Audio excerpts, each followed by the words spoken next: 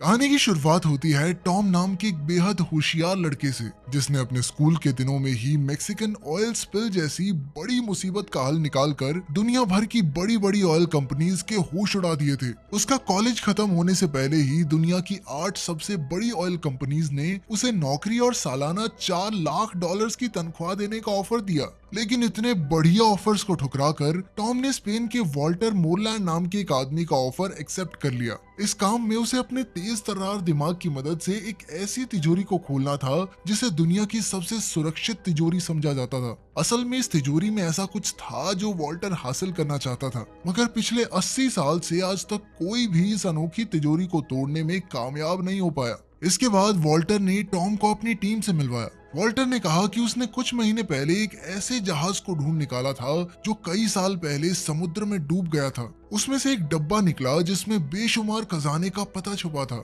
मगर जल्द ही स्पेनिश सरकार को इस बारे में पता चल गया और उन्होंने वॉल्टर की ढूंढी हुई सारी चीजों को जब्त करके एक स्पेनिश बैंक की तिजोरी में बंद कर दिया। खैर फिर टॉम वॉल्टर की बेटी लोरेन से मिला, जो अपने मिशन के लिए कोई भी भेस बदलने में माहिर थी। उसके अलावा उनकी टीम में क्लाउस था, जो कि एक जबरदस्त हैकर था। जेम्स वॉल्टर का खास आदमी था, जो पहले एक फौजी हुआ करता था और अब वो एक जबरदस्त फाइटर था। साइमन उनकी टीम के लिए हर जरूरत का सामान लाता था। जब तक उसे पैसे मिले वो वॉल्टर को दुनिया की कोई भी चीज लाकर दे सकता था। खैर आज टॉम का पहला दिन था और टीम को बैंक का सिस्टम हैक करने में मुश्किल हो रही थी। उन्हें एक कोड भरने की जरूरत थी, मगर उन्हें कोई आइडिया नहीं था कि आखिर ये कोड क्या हो सकता है। तब टॉम ने आइडिया दिया कि उन्हें बैंक के किसी क्लाइंट से बैंक का ऑटोमेटेड वॉइसमेल बनकर बात करनी चाहिए और इस तरीके से उन्हें वो कोड मिल सकता है। आखिरकार टॉम की तरकीब काम कर गई और उन्हें आसानी से कोड मिल गया। सबने टॉम को शाबाशी दी और टॉम अपने नए घर में पहुंचा। फिर अगले दिन से टॉम बाकी की टीम के साथ बैंक ऑफ स्पेन के नक्शे को समझने लगा।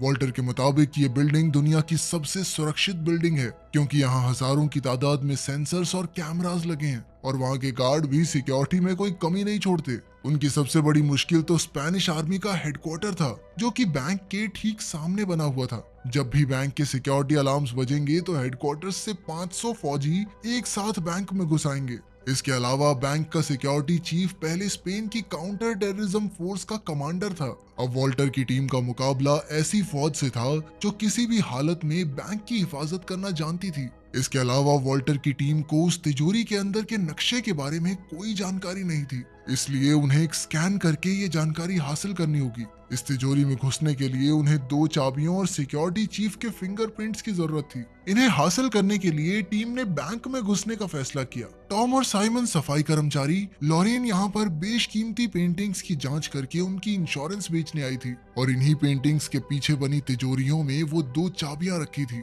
जब सिक्योरिटी चीफ लोरेन को कमरे में ले जा रहा था तो लोरेन ने उसे अपनी कॉफी पकड़ा दी और इस तरह उन्हें चीफ के फिंगरप्रिंट्स तो मिल गए। इसके बाद वो पहली पेंटिंग के कमरे में पहुंची तो क्लाउज ने बैंक में कैमरा हैक कर लिए। फिर उसने लोरेन को पेंटिंग स्कैन करते हुए रिकॉर्ड किया और यही फुटेज 10 गुना धीरे धीरे करके चला दी। इसी दौरान लोरेन ने तिजोरी खोली और वहां रखी चाबी की बनावट कॉपी कर ली, मगर उसी वक्त अचानक वहां बैंक का डायरेक्टर आ गया और इधर कैमरा फिर से चालू होने में सिर्फ 20 सेकंड बाकी थे। 20 सेकंड बाद लोरेन को ठीक उसी जगह खड़ा होना था, मगर अब डायरेक्टर बीच में आ गया। तब लोरेन ने दिमाग लगाकर उसे अपनी तस्वीर लेने के लिए पीछे छोड़ दिया और ऐन वक्त पर डायरेक्टर फुटेज से बाहर हो गया। अब लोरेन दूसरी चाबी ढूंढने में लग गई। वहीं दूसरी ओर टॉम को सफाई वाले का भेस बनाकर तिजोरी स्कैन करनी थी। उसके हिसाब से असली तिजोरी इसी मीटिंग रूम के ठीक नीचे थी। टॉम तुरंत टेबल के नीचे छुप गया और उसने अपनी मशीन से स्कैन का काम शुरू किया, मगर तभी अचानक कुछ लोग वहां मीटिंग करने आ गए। अब टॉम टेबल के नीचे फंस चुका था और अचानक उसकी स्कैनिंग मशीन भी खराब हो गई।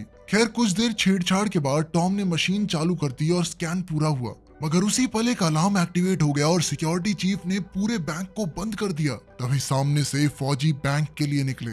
इधर लोरेन ने दूसरी चाबी का डुप्लीकेट बनाया ही था कि बैंक का डायरेक्टर उसे लेने आ गया। इस हड़बड़ी में वो असली चाबी को वापस रखना भूल ही गई। आखिरकार टीम ने फैसला किया कि लोरेन ये चाबी टॉम को देगी और टॉम चाबी को वापस तिजोरी में रखेगा। चाबी लेकर टॉम तीसरे माले पर गया और उसने चाबी रखकर तिजोरी बंद कर दी। तभी अचानक उसे पता चला कि एक गार्ड उस कमरे में आ रही है। फिर टॉम दिमाग लगाकर जानबूझकर पकड़ा गया और उसने नाटक किया कि ईयरफोन्स के कारण उसे सिक्योरिटी अलार्म सुनाई नहीं दिए। ये सुनकर गार्ड ने उसे जाने दिया और आखिरकार उनका मिशन पूरा हुआ। इसके बाद टॉम ने मशीन से मिला हुआ स्कैन निकाल कर देखा तो पता चला कि तिजोरी के नक्शे में ऐसी जगह थी जो ढंग से दिखाई नहीं दे रही थी। तब उसे एहसास हुआ कि यहाँ पानी भरा हुआ है। असल में तिजोरी एक तराजू पर बनी हुई थी और जैसे ही तिजोरी खुलने पर उसका वजन बदलेगा तो तिजोरी अपने आप बंद हो जाएगी और साथ ही उसमें ढेर सारा पानी भर जाएगा। अब उन्हें समझ आ गया था कि तिजोरी में घुसने के लिए उन्हें तिजोरी के वजन को बराबर रखना होगा। फिर टॉम दिन रात एक करके वजन बराबर रखने की तरकीब ढूंढने में लग गया। वहीं दूसरी ओर साइमन और जेम्स बैंक के नीचे की जमीन की छानबीन कर रहे थे कि उन्हें टॉम की बात सच होती दिखाई दी। वो तिजोरी वाकई में एक बड़े से तराजू पर बनी हुई थी, मगर उसका वजन एकदम जीरो पर टिका हुआ था। इसके अलावा एक और मुसीबत उनके सामने खड़ी थी। उस अंडरग्राउंड कमरे की दीवारें टाइटेनियम स्टील से बनी हुई थी जो इतना मजबूत था कि उसे ड्रिल करने में 15 दिन लग जाएंगे। अपना मिशन पूरा करने के लिए वॉल्टर की टीम के पास बहुत कम वक्त था और इतने से समय में वो डिब्बा चुरा कर वहाँ से बाहर निकलना सबको नामुमकिन लग रहा था। इसलिए आखिरकार उन्होंने हार मान ली। अब वॉल्टर निराश होकर छत पर गया और उसने देखा कि सड़कों पर फुटबॉल फैंस की भीड़ लगी हुई थी। तभी उसकी नजर बैंक के कैमरास पर गई तो उसे एहसास हुआ कि वर्ल्ड कप फाइनल्स के सभी कैमरास भीड़ की तरफ होंगे और तभी उनके दिमाग की बत्ती जली।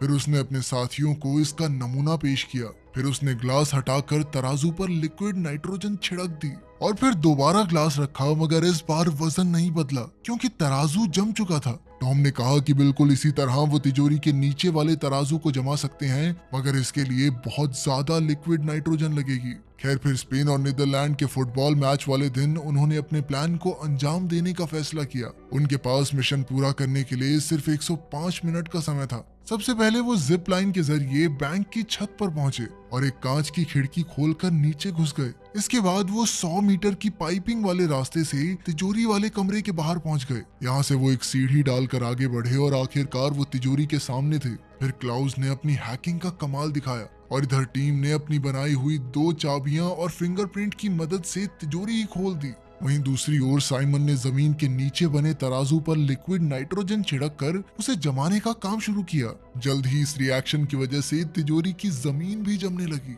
इधर टीम अंदर घुसकर वही डब्बा ढूंढने में जुट गई, मगर दूसरी ओर बैंक की सिक्योरिटी टीम को छत की खुली खिड़की के बारे में पता चल गया और वो तेजी से तिजोरी की ओर बढ़ने लगे। इधर वो डब्बा लोरेन के हाथ लग गया, मगर इसके बाद जो हुआ उससे सबके होश उड़ गए। असल में जेम्स एक अंडरकवर एजेंट था। अब उसके मन में लालच आ गया, इसलिए उसने अपनी टीम को धोखा देकर खुद डिब्बे पर कब्जा करने का फैसला किया।